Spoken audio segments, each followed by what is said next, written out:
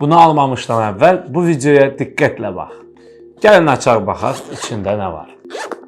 Qəşəng. Bu balaca kvadrat işıq Aputure MC Pro'dur. Deməli, bu işığın üzərində kiçik bir ekran var. Yan tərəfdə 2 ədəd düymə, Type-C girişi şarj etmək üçün təbii ki və bir qırmızı çarx var. Qutunun içində işığı müxtəlif yerlərə bərkitmək üçün bu cür metalik aksesuar var.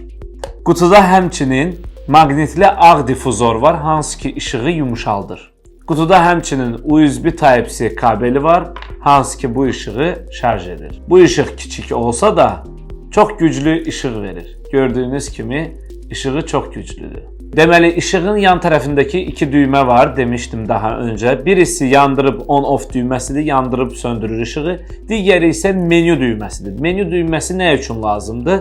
Deməli, bu işığın 3 ədəd rejimi var. Rejimin biri işığın gücünü 0-dan 100-ə qədər təyin etmək üçündür. İkinci rejim Kelvinin dərəcəsini təyin etmək üçündür. Üçüncü rejim isə GM adlanır. Bu green və ya magenta rəng tonlarının adlarıdır.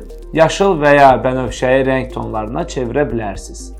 Bu işıq RGB funksiyasını da dəstəkləyir. Həmçinin bu işıq üçün mobil tətbiq var. Adı Switch Link-dir. O tətbiq vasitəsilə siz bu işığın bütün funksiyalarını telefon vasitəsilə dəyişdirə bilərsiniz. Bu işıq kontent çəkənlər üçün çox uyğun bir cihazdır.